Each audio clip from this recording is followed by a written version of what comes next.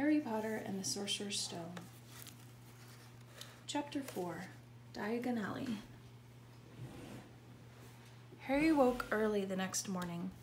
Although he could tell it was daylight, he kept his eyes shut tight.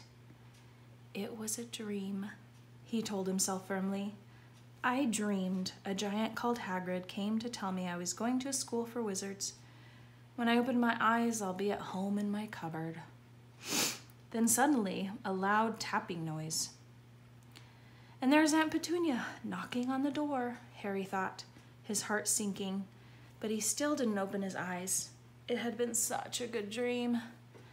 Tap, tap, tap. All right, Harry mumbled. I'm getting up. He sat up and Hagrid's heavy coat fell off him. The hut was full of sunlight. The storm was over. Hagrid himself was asleep on the collapsed sofa, and there was an owl rapping its claw on the window, a newspaper held in its beak. Harry scrambled to his feet, so happy he felt as though a large balloon was swelling inside him. He went straight to the window and jerked it open. The owl swooped in and dropped the newspaper on top of Hagrid, who didn't wake up. The owl then fluttered onto the floor and began to attack Hagrid's coat. Don't do that! Harry tried to wave the owl out of the way, but it snapped its beak fiercely at him and carried on savaging the coat. Hagrid, Harry said loudly, there's an owl. Pay him, Hagrid grunted into the sofa. What? He wants paying for delivering the paper. Look in the pockets. Hagrid's coat seemed to be made of nothing but pockets. Bunches of keys, slug pellets, balls of string, mint humbugs, tea bags. Finally, Harry pulled out a handful of strange-looking coins. Give 'em 5 knuts, said Hagrid sleepily. Knuts? The little bronze ones. Harry counted out 5 little bronze coins, and the owl held out its leg so he could put the money into a small leather pouch tied to it. Then it flew off through the open window. Hagrid yawned loudly, sat up and stretched. Best be off, Harry. Lots to do today. Gotta get to London and buy all your stuff for school. Harry was turning over the wizard coins and looking at them. He had just thought of something which made him feel as though that happy balloon inside him had got a puncture. Hagrid? Said Hagrid, who was pulling on his huge boots. I haven't got any money. And you heard Uncle Vernon last night. He won't pay for me to go and learn magic. Don't worry about that, said Hagrid, standing up and scratching his head. Do you think your parents didn't leave you anything? But if their house was destroyed, they didn't keep their gold in the house, boy. Now, first stop for us is Gringotts, Wizard's Bank. Have a sausage, they're not bad cold. And I won't say no to a bit of your birthday cake, neither. Wizards have banks? Just the one. Gringotts, run by goblins. Harry dropped the bit of sausage he was holding.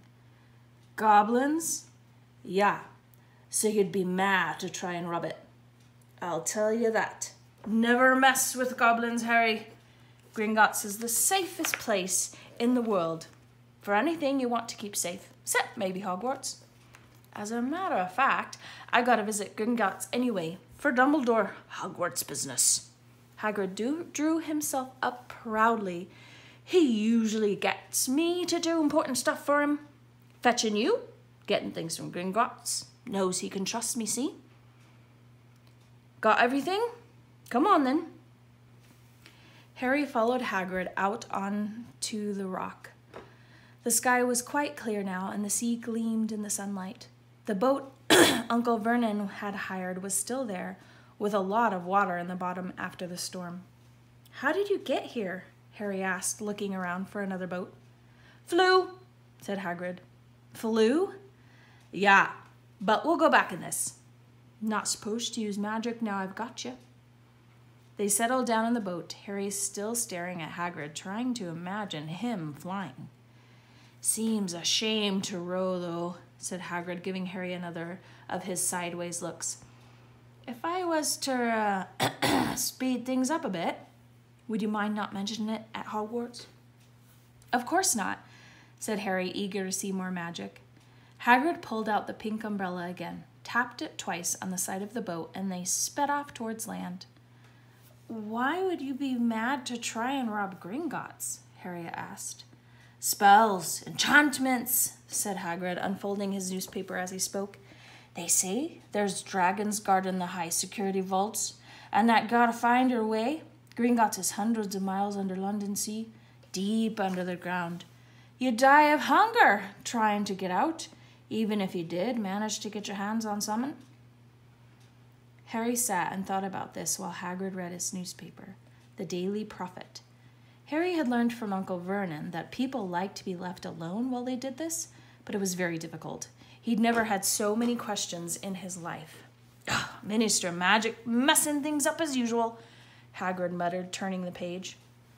There's a Ministry of Magic? Harry asked before he could stop himself. Course, said Hagrid. They wanted Dumbledore for minister, of course, but he'd never leave Hogwarts. So old Cornelius Fudge got the job. Bungler, if ever there was one. So he pelts Dumbledore with owls every morning asking for advice. What does a Ministry of Magic do?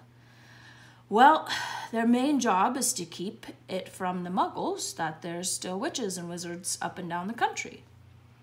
Why? Why? Blimey, Harry. Everyone be wanting magical solutions to their problems. Nah, we're best left alone. After this moment, the boat bumped gently into the harbor wall. Hagrid folded up his newspaper and they clambered up the stone steps onto the street. Passers-by stared a lot at Hagrid as they walked through the little town to the station. Harry couldn't blame them. Not only was Hagrid twice as tall as anyone else, he kept pointing at perfectly ordinary things like parking meters and saying loudly, "See that, Harry? These things muggles dream up, eh?" Hagrid, said Harry, panting a bit as he ran to keep up. Did you say there are dragons at Gringotts? Well, so they say, said Hagrid. Crikey, I'd like a dragon. You'd like one? Wanted one ever since I was a kid. Here we go. They had reached the station. There was a train to London in 5 minutes' time. Hagrid, who didn't understand muggle money, as he called it, gave the notes to Harry so he could buy their tickets. People stared more than ever on the train. Hagrid took up 2 seats and sat knitting what looked like a canary yellow circus tent. Still got your letter, Harry? He asked as he counted stitches. Harry took the parchment envelope out of his pocket. Good, said Hagrid. There's a list there of everything you need. Harry unfolded a second piece of paper he hadn't noticed the night before and read, Hogwarts School of Witchcraft and Wizardry. Uniform. First-year students will require 1. 3 sets of plain work robes, black. 2. 1 plain pointed hat, black, for day wear. 3. 1 pair of protective gloves, dragon hide or similar. 4. 1 winter cloak, black, silver fastenings. Please note that all pupils' clothes should carry name tags. Set books. All students should have a copy of each of the following. The Standard Book of Spells, Grade 1, by Miranda Gobshot. A History of Magic, by Bathilda Bagshot. Magical Theory, by Adelbert Waffling. A Beginner's Guide to Transformation, by Emmerich Switch. 1000 Magical Herbs and Fungi, by Philda Spore. Magical Draughts and Potions, by Asinius Jigger. Fantastic Beasts and Where to Find Them, by Newt Scamander. The Dark Forces, A Guide to Self-Protection, by Quentin Tribble. Other Equipment, 1 wand, 1 cauldron, pewter, standard size 2, 1 set glass or crystal vials, 1 telescope, 1 set brass skells. Students may also bring an owl or a cat or a toad. Parents are reminded that first years are not allowed their own broomsticks. Can we buy all this in London? Harry wondered aloud. If you know where to go, said Hagrid. Harry had never been to London before. Although Hagrid seemed to know where he was going, he was obviously not used to getting there in the ordinary way. He got stuck in the ticket barrier on the underground and complained loudly that the seats were too small and the trains too slow. "I don't know how the Muggles manage without magic," he said as they climbed a broken-down escalator which led up to a bustling road lined with shops. Hagrid was so large that he parted the crowd easily. All Harry had to do was keep close behind him. They passed bookshops and music stores, hamburger bars and cinemas, but nowhere that looked as if it could sell you a magic wand. This was just an ordinary street full of ordinary people. Could there really be piles of wizard gold buried miles beneath them?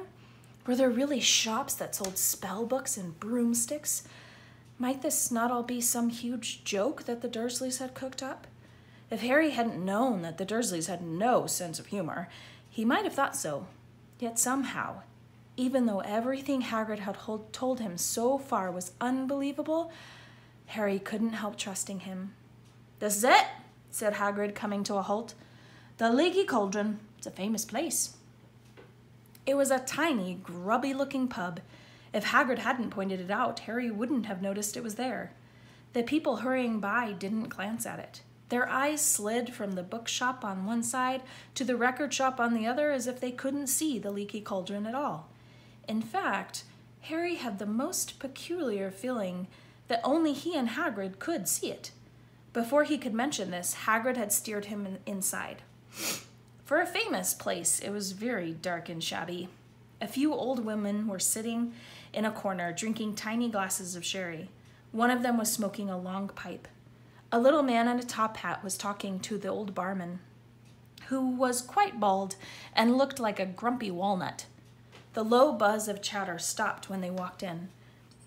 Everyone seemed to know Hagrid. They waved and smiled at him, and the barman reached for a glass, saying, "The usual, Hagrid?" "Can't, Tom.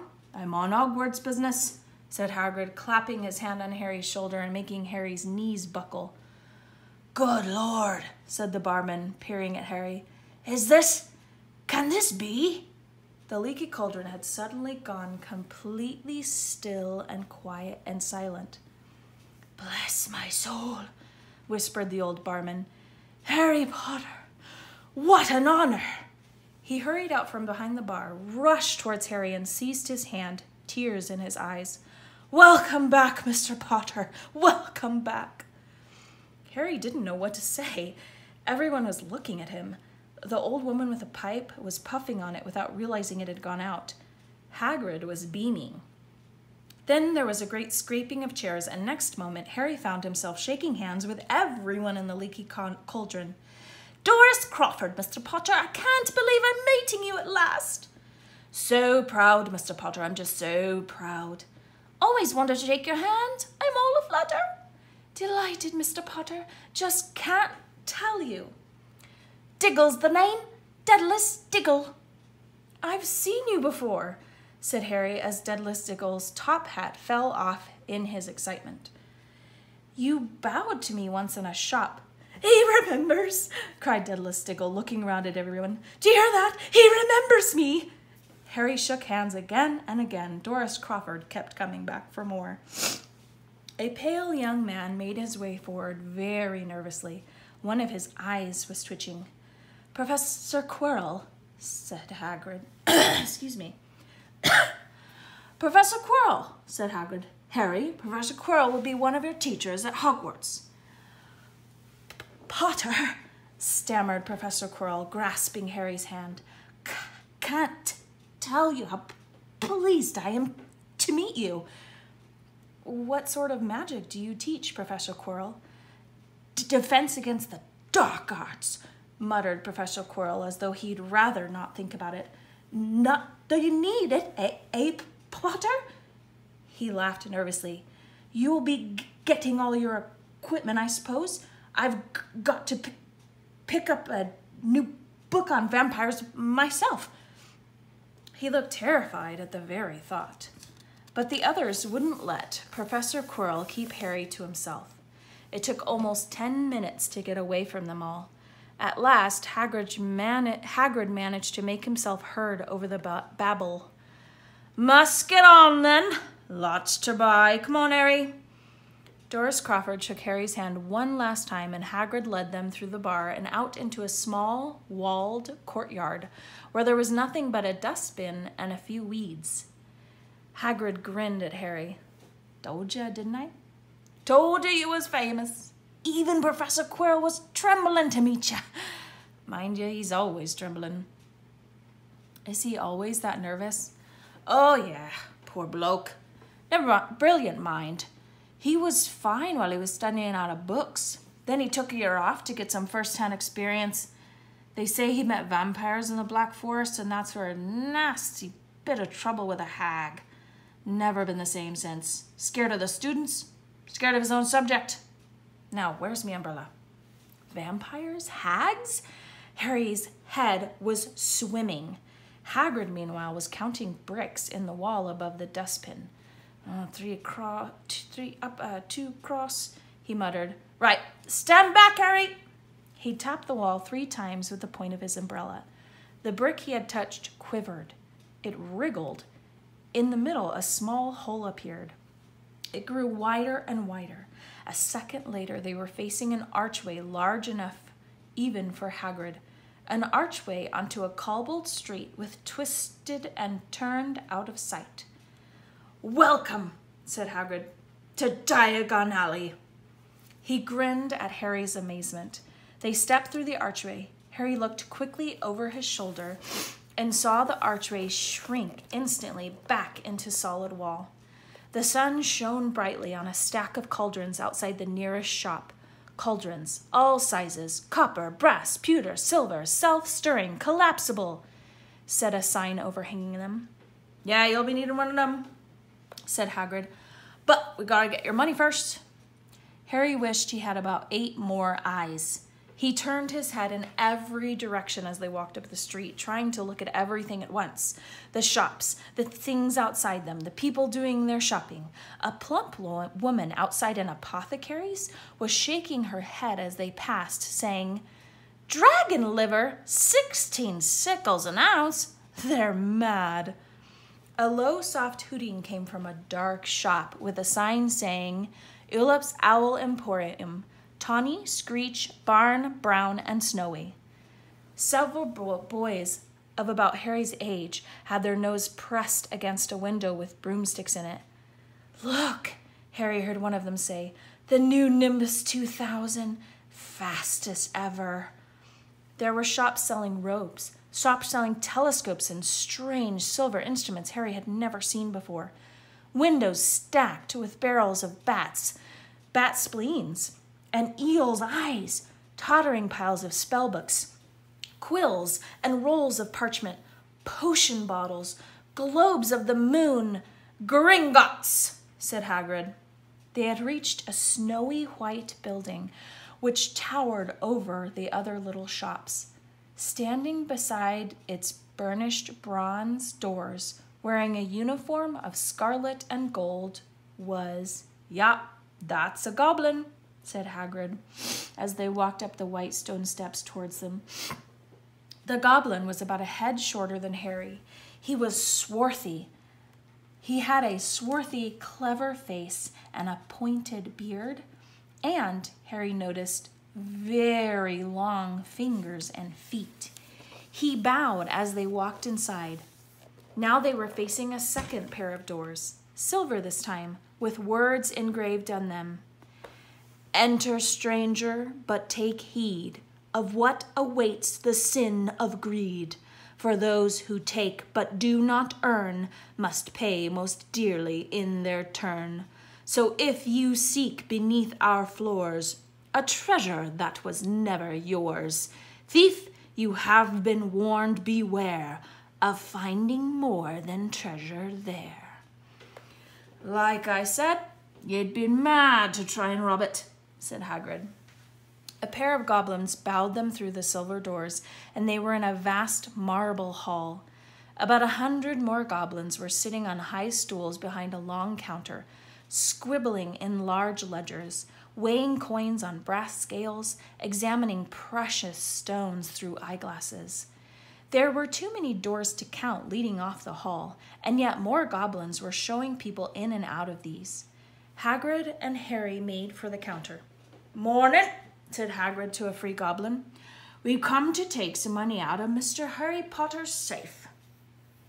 "You have his key, sir?" "Got it here somewhere," said Hagrid, and he started emptying his pockets onto the counter, scattering a handful of moldy dog biscuits over the goblin's book of numbers. The goblin wrinkled his nose. Harry watched the goblin on their right, weighing a pile of rubies as big as glowing coals. "Got it," said Hagrid at last, holding up a tiny golden key. The goblin looked at it closely. "That seems to be in order." "I've also got a letter here from Professor Dumbledore," said Hagrid importantly, throwing out his chest. "It's about you-know-what in Vault 713. The goblin read the letter carefully. "Very well," he said, handing it back to Hagrid. "I will have someone take you down to both vaults. Griphook!" Griphook was yet another goblin. Once Hagrid had crammed all the dog biscuits back inside his pockets, he and Harry followed Griphook towards one of the doors leading off the hall. "What's the you-know-what in Vault 713? Harry asked. "Can't tell you that," said Hagrid mysteriously. "Very secret. Hogwarts business. Dumbledore's trusted me. More than my job's worth to tell you that." Griphook held the door open for them. Harry, who had expected more marble, was surprised. They were in a narrow stone passageway lit with flaming torches. It sloped steeply downwards, and there were little railway tracks on the floor. Griphook whistled, and a small cart came hurtling up the tracks toward them. They climbed in, Hagrid with some difficulty, and were off. At first, they just hurtled through a maze of twisting passages. Harry tried to remember left, right, right, left, middle fork, right, left, but it was impossible. The rattling cart seemed to know its own way because Griphook wasn't steering. Harry's eyes stung as the cold air rushed past them, but he kept them wide open. Once, he thought he saw a burst of fire at the end of a passageway and twisted around to see if it was a dragon, but too late. They plunged even deeper, passing an underground lake where huge stalactites and stalagmites grew from the ceiling and floor. "I never know," Harry called to Hagrid over the noise of the cart. "What's the difference between a stalagmite and a stalactite?" "Stalagmite's got an M in it," said Hagrid. "Don't ask me questions just now. I think I'm going to be sick." He did look very green, and when the cart stopped at last beside a small door in the passage wall, Hagrid got out and had to lean against the wall to stop his knees trembling. Griphook unlocked the door. A lot of green smoke came billowing in and out, and as it cleared, Harry gasped. Inside were mounds of gold coins, columns of silver, heaps of little bronze knuts. "All yours," smiled Hagrid. All Harry's? It was incredible. The Dursleys couldn't have known about this, or they'd have had it from him faster than blinking. How often had they complained about how much Harry cost them to keep? And all this time there had been a small fortune belonging to him buried deep under London. Hagrid helped Harry pile some of it into a bag. "These gold ones are galleons," he explained. 17 silver sickles to a galleon, 29 knuts to a sickle. It's easy enough. Right, that should be enough for a couple of terms. We'll keep the rest safe for you." He turned to Griphook. "Vault 713 now, please, and can we go more slowly?" "Only one speed," said Griphook. They were going even deeper now and gathering speed. The air became colder and colder as they hurtled around tight corners. They went rattling over an underground ravine, and Harry leaned over the side to try and see what was down at the dark bottom, but Hagrid groaned and pulled him back by the scruff of his neck. Vault 713 had no keyhole. "Stand back," said Griphook importantly. He stroked the door gently with one of his long fingers, and it simply melted away. "If anyone but a Gringotts goblin tried that, they'd be sucked through the door and trapped in there," said Griphook. "How often do you check and see if anyone's inside?" Harry asked. Once every 10 years, said Griphook with a rather nasty grin. Something really extraordinary had to be inside this top-secret vault. Harry was sure, and he leaned forward eagerly, expecting to see some fabulous jewels at the very least. But at first he thought it was empty. Then he noticed a grubby little package wrapped up in brown paper lying on the floor. Hagrid picked it up and tucked it deep inside his coat. Harry longed to know what it was, but knew better than to ask. "Come on, back in this infernal cart. Don't talk to me on the way back. It's best if I keep my mouth shut," said Hagrid. One wild cart ride later, they stood blinking in the sunlight outside of Gringotts. Harry didn't know where to run first now that he had a bag full of money. He didn't have to know how many gallons there were to a pound to know that he was holding more money than he'd had in his whole life. More money than even Dudley had ever had. "Might as well get to your uniform," said Hagrid, nodding toward Madame Malkin's robes for all occasions. "Listen, Harry, would you mind if I slip off to pick me up in the leaky cauldron? I hate them Gringotts carts." He did still look a bit sick, so Harry entered Madame Malkin's shop alone, feeling nervous. Madame Malkin was a squat, smiling witch dressed in all mauve. "Hogwarts, dear?" she said when Harry started to speak. "Got the lot over here. Another young man being fitted up just now, in fact." In the back of the shop, a boy with a pale, pointed face was standing on a footstool while a second witch pinned up his long black robes. Madame Malkin stood Harry on a stool next to him, slipped a long robe over his head, and began to pin it to the right length. "Hello," said the boy. "Hogwarts too?" "Yes," said Harry. "My father's next door buying my books, and my mother's up the street looking at wands," said the boy. He had a bored, drawling voice. "Then I'm going to drag them off to look at racing brooms. I don't see why first years can't have their own. I think I'll bully father into getting me one, and I'll smuggle it in somehow." Harry was strongly reminded of Dudley. "Have you got your own broom?" the boy went on. "No," said Harry. "Play Quidditch at all?" "No," said Harry again, wondering what on earth Quidditch could be. "I do. Father says it's a crime if I'm not picked to play for my house, and I must say I agree. Know what house you'll be in yet?" "No," said Harry, feeling more stupid by the minute. "Well, no one really knows until they get there, do they? But I know I'll be in Slytherin. All our family has been. Imagine being in Hufflepuff. I think I'd leave, wouldn't you?" Said Harry, wishing he could say something a bit more interesting. "I say, look at that man," said the boy suddenly, nodding toward the front window. Hagrid was standing there grinning at Harry, pointing at 2 large ice creams to show he couldn't come in. "That's Hagrid," said Harry, pleased to know something the boy didn't. "He works at Hogwarts." "Oh," said the boy, "I've heard of him. He's a sort of servant, isn't he?" "He's the gamekeeper," said Harry. He was liking this boy less and less every second. "Yes, exactly. I heard he's a sort of savage. Lives in a hut in the school grounds, and every now and then he gets drunk, tries to do magic, and ends up setting his bed on fire." "I think he's brilliant," said Harry coldly. "Do you?" said the boy with a slight sneer. "Why, is he with you? Where are your parents?" "They're dead," said Harry shortly. He didn't feel much like going into the matter with this boy. "Oh, sorry," said the other, not sounding sorry at all. "But they were our kind, weren't they?" They were a witch and a wizard, if that's what you mean.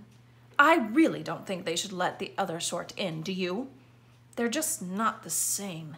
They've never been brought up to know our ways. Some of them have never even heard of Hogwarts until they get their letter. Imagine! I think they should keep it in the old wizarding families. What's your surname, anyway? But before Harry could answer, Madame Malkin said, That's you done, my dear. And Harry, not sorry for an excuse to stop talking to the boy, hopped down from the footstool. Well, I'll see you at Hogwarts, I suppose, said the drawling boy. Harry was rather quiet as he ate the ice cream Hagrid had brought him, chocolate with raspberry and chopped nuts. What's up? Said Hagrid. Nothing, Harry lied. They stopped to buy parchment and quills. Harry cheered up a bit when he found a bottle of ink that changed color as you wrote. When he left the shop, he said, Hagrid, what's Quidditch? Blimey, Harry, I keep forgetting how little you know. Not knowing about Quidditch. Don't make me feel worse, said Harry. He told Hagrid about the pale boy in Madame Malkin's. And he said people from Muggle families shouldn't be allowed in. You're not from a Muggle family, if he'd known who you were. He's grown up knowing your name if his parents are wizarding folk. And you saw him in the Leaky Cauldron. Anyway, what does he know about it? Some of the best I ever saw were the ones with magic in... Some of the best I ever saw were the only ones with magic in them in a long old line of muggles. Look at your mom. Look what she had for a sister. So, what is Quidditch? It's our sport. Wizard sport. It's like football in the Muggle world. Everyone follows Quidditch. Plays up in the air on broomsticks. There's 4 balls. Sort of hard to explain the rules. What are Slytherin and Hufflepuff? Schoolhouses. There are 4. Everyone says Hufflepuff are a lot of duffers, but I bet I meant Hufflepuff, said Harry gloomily. Better Hufflepuff than Slytherin, said Hagrid darkly. There's not a single witch or wizard who went bad who wasn't in Slytherin. You know who was one you know who was at Hogwarts? Years and years ago, said Hagrid. They bought Harry's school books in a shop called Flourish and Blots, and where the shelves were stacked to the ceiling with books as large as paving stones bound in leather, books the size of postage stamps and covers of silk, books full of peculiar symbols, and a few books with nothing in them at all. Even Dudley, who never read anything, would have been wild to get his hands on some of these. Hagrid almost had to drag Harry away from curses and counter-curses, bewitch your friends and befuddle your enemies with their latest revenges, hair loss, jelly legs, tongue-tying, and much, much more, by Professor Vindictus Viridian. I was trying to find out how to curse Dudley. I'm not saying that's not a good idea, but you're not to use magic in the Muggle world except in very special circumstances, said Hagrid. And anyway, can't work any of them curses yet. You'll need a lot more study before you can get to that level. Hagrid wouldn't let Harry buy a solid gold cauldron either. It says pewter on your list. But they got a nice set of scales for weighing potions ingredients and a collapsible brass telescope. Then they visited the apothecary's, which was fascinating enough to make up for its horrible smell, a mixture of bad eggs and rotten cabbages. Barrels of slimy stuff on the floor, jars of herbs, dried roots, and bright powders lined the walls. Bundles of feathers, strings of fangs, and snarled claws hung from the ceiling. While Hagrid asked the man behind the counter for a supply of some basic potion ingredients for Harry, Harry himself examined silver unicorn horns at 21 galleons each and minuscule, glittery, black beetle eyes, 5 canuts a scoop. Outside the apothecary's, Hagrid checked Harry's list again. Just your one left? Oh yeah, and I still haven't got you your birthday present. Harry felt himself go red. You don't have to. I know. I don't have to. Tell you what, I'll get your animal. Not a toad. Toads been out of fashion years ago. You'll be laughed at. And I don't like cats. They make me sneeze. I'll get you an owl. All the kids want owls. They're dead useful, carrying your post and everything. 20 minutes later, they left Ulup's Owl Emporium, which had been dark and full of rustling and flickering, jewel-bright eyes. Harry now carried a large cage which held a beautiful snowy owl, fast asleep with her head under her wing. He couldn't stop stammering his thanks, sounding just like Professor Quirrell. "Don't mention it," said Hagrid gruffly. "Don't expect you had a lot of presents from them Dursleys. Just Ollivanders left now, only place for wands. Ollivanders, and you got the best wand." A magic wand. This was what Harry had really been looking forward to. The last shop was narrow and shabby. Peeling gold letters over the door read, "Ollivanders, makers of fine wands since 382 BC. A single wand lay on a faded purple cushion in the dusty window. A tinkling bell rang somewhere in the depths of the shop as they stepped inside. It was a tiny place, empty except for a single spindly chair which Hagrid sat on to wait. Harry felt strangely as though he had entered a very strict library. He swallowed a lot of new questions which had just occurred to him and looked instead at the thousands of narrow boxes piled neatly right up to the ceiling. For some reason, the back of his neck prickled. The very dust and silence in here seemed to tingle with some secret magic. "Good afternoon," said a soft voice. Harry jumped. Hagrid must have jumped too, because there was a loud crunching noise, and he got quickly off the spindly chair.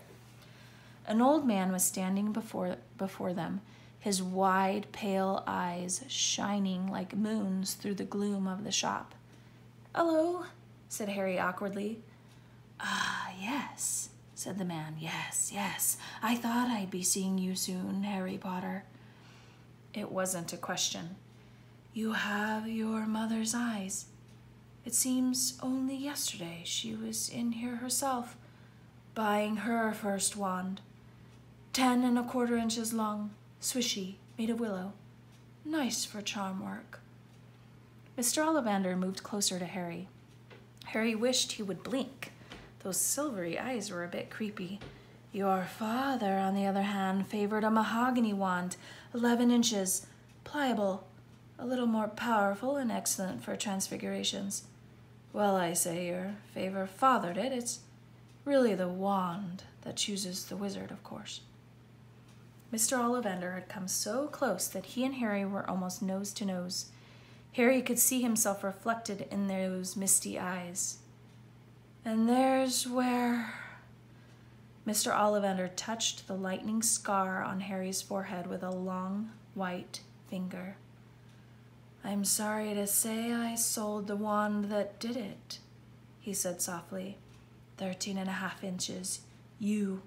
Powerful. Wand, very powerful. And in the wrong hands. Well, if I'd known what that wand was going out into the world to do." He shook his head, and then, to Harry's relief, spotted Hagrid. Rubius, Hagrid, how nice to see you again. Oak, 16 inches, rather bendy, wasn't it?" "'Twas, yes, sir," said Hagrid. "Good wand, that one. But I suppose they snapped it in half when you got expelled?" said Mr. Ollivander, suddenly stern. Yes, they did, yes," said Hagrid, shuffling his feet. "I've still got the pieces, though," he added brightly. "But you don't use them?" said Mr. Ollivander sharply. "Oh, no, sir," said Hagrid quickly. Harry noticed his grip. He gripped his pink umbrella very tightly as he spoke. Said Mr. Ollivander, giving Hagrid a piercing look. "Well now, Mr. Potter, let me see." He pulled a long tape measure with silver markings out of his pocket. "Which is your wand arm?" Well, I'm right-handed," said Harry. "Hold out your arm. That's it." He measured Harry from shoulder to finger, then wrist to elbow, shoulder to floor, knee to armpit, and around his head. As he measured, he said, "Every Ollivander wand has a core of a powerful magical substance, Mr. Potter. We use unicorn hairs, phoenix tail feathers, and the heartstrings of dragons. No two Ollivander wands are the same, just as no two unicorns, dragons, or phoenixes are quite the same. And of course, you will never get such good results with another wizard's wand." Harry suddenly realized that the tape measure, which was measuring between his nostrils, was doing this on its own. Mr. Ollivander was flitting around the shelves, taking down boxes. "That will do," he said, and the tape measure crumpled into a heap on the floor. "Right then, Mr. Potter, try this one, beechwood and dragon heartstring, 9 inches, nice and flexible. Just take it and give it a wave." Harry took the wand and, feeling foolish, waved it around a bit, but Mr. Ollivander snatched it out of his hand almost at once. "Maple and phoenix feather, 7 inches, quite whippy. Try." Harry tried, but he had hardly raised the wand when it too was snatched by Mr. Ollivander. No. Here, ebony and unicorn hair, 8.5 inches, springy. Go on, try it out." Harry tried and tried. He had no idea what Mr. Ollivander was waiting for.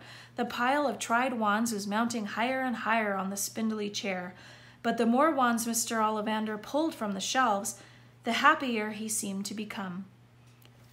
Tricky customer, eh? Not to worry. We'll find the perfect match here somewhere. I wonder now, yes, why not? Unusual combination. Holly and phoenix feather, 11 inches, nice and supple. Harry took the wand. He felt a sudden warmth in his finger. He raised the wand above his head, brought it swishing down through the dusty air, and a stream of red and gold sparks shot from the end like a firework, throwing dancing spots of light onto the walls. Hagrid whooped and clapped, and Mr. Ollivander cried, "Oh, bravo! Yes, indeed! Oh, very good! Well, how curious! How very curious!"